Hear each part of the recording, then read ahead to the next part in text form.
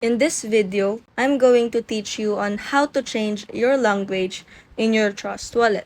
So first, you need to open or access your Trust Wallet application on your mobile device and just simply click the My Wallet or the name of your wallet, which is located at the middle top. And once you click in, you will see at the top right corner of your screen is the gear icon, which is your settings.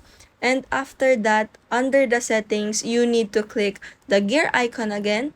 But in this case, it is represented by the preference.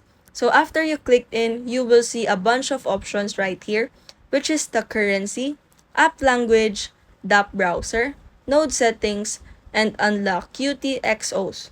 So in this case, we need to click the app language for you to able to change your language in your Trust Wallet application. And that's how you change language in your Trust Wallet. If you found this video helpful, don't forget to smash that like button and subscribe so you never miss a new video. If you have any questions or suggestions, drop them in the comments below. Stay awesome, keep learning, and I'll see you in the next one.